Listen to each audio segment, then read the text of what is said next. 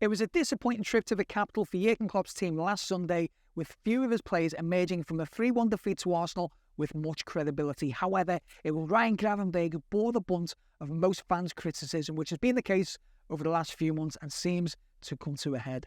The Dutch youngster barely featured for Bayern Munich last season, and after a bright start for Liverpool, he struggled to hold down a place and possibly struggled to get to terms with the pace and physicality of the Premier League. Now, Jurgen Klopp saw fit to splash out around £34 million on Gravenberch in September, meaning that he didn't get the advantage of a full pre-season with the Reds, and we've seen plenty of players, from Andy Robertson to Fabinho, initially struggle to get to grips with Klopp's high-pressing system before going on to become vital cogs in the Reds' trophy-winning machine. So let's take a look at how Ryan Gravenberch compares to the other main midfielders in Liverpool's team, and whether the criticism he's been getting has been warranted. Now, here's a trigger warning for anyone that doesn't like football stats and data. If that's you, fast forward through the next 2 minutes. But if you love hearing about progressive carries and such like, then this could be for you. Although Gravenberch lags behind the other Reds midfielders who predominantly play as 8 when it comes to getting shots away, he actually has the highest number of shots on target, with 38.5% of his shots hitting the target. Endo is behind him with 33.3%.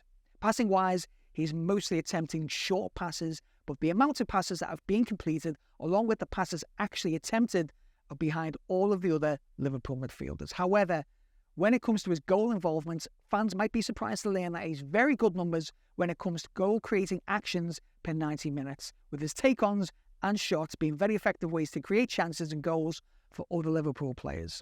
Dominic Szzoboslai leads the way with 4.18 shot-creating actions per 90 minutes, with Gravenberch behind him in second place with 3.62 similar actions. In contrast, Szzoboslai's goal involvements tend to be from dead ball passes rather than Gravenberch's in-play take-ons and shots. In terms of possession, Gravenberch has a reputation for progressive carries, and he does lead the way with 3.25 per 90 minutes, but he is way behind other midfielders with the amount of progressive carries attempted and also the distance that he carries the ball. Curtis Jones leads the way here with 239 yards carried per 90 minutes, with Gravenberch on 188 yards per 90. Gravenberch is at the back of the pack when it comes to his average number of touches per 90, including every part of the pitch, except, interestingly enough, in the opposition's penalty area, averaging 3.63 touches here, ahead of Harvey Elliott at 2.69. He is also way ahead of his midfield colleagues when it comes to take-ons, with 4.38 per 90, with Curtis Jones second at 2.47. Gravenberch's number of successful take-ons is also highest when compared to the midfielders around him. His take-ons and movement mean that he's also high on the list of midfielders who draw fouls against them, although Endo leads the way with the Japan midfielder often targeted as a number 6. Defensively, he's low down on the list of midfielders performing tackles and successfully winning them, although his numbers of winning tackles in the attacking third are almost as high as Harvey Elliott, who leads the way here. He is also second on the list of Reds midfielders winning tackles and interceptions per 90 minutes at 2.75. Alexis McAllister is the main man here with 4.80. Now, these numbers suggest that Gravenberch's pressing ability has potential, as it is one of his main points of criticism of his performance against Arsenal. So when it comes to the stats and data, it's a mixed bag for the lad, and it's clear that he does need to do better, but there are promising signs, and the only way he's going to do better and prove himself to Jurgen Klopp is by playing football matches. While Dominic Szzoboslai will be missing for the next few matches, at the very least, Endo has returned to Merseyside and could be in contention to play against Burnley, moving Alexis McAllister further up the pitch. Thiago will also be pushing for minutes after his cameo last weekend. It should also be noted that the rise of Curtis Jones on the left side of the midfield three has pushed Gravenberch out to the right.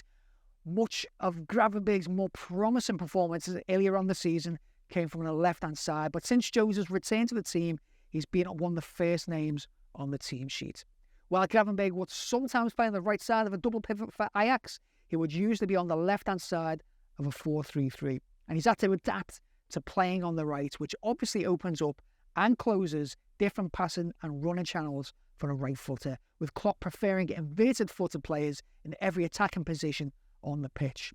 So the competition for midfield places has increased, but as we head towards the back end of the season, including the return of European competition, there should be opportunities for Ryan Gravenberch to get onto the pitch and play himself back into form. So while he might find himself in the position of fall guy now, one thing is certain with Jurgen Klopp's team is that there will be plenty of opportunities for players to transform themselves from men on the margins to cult cup heroes in the coming months.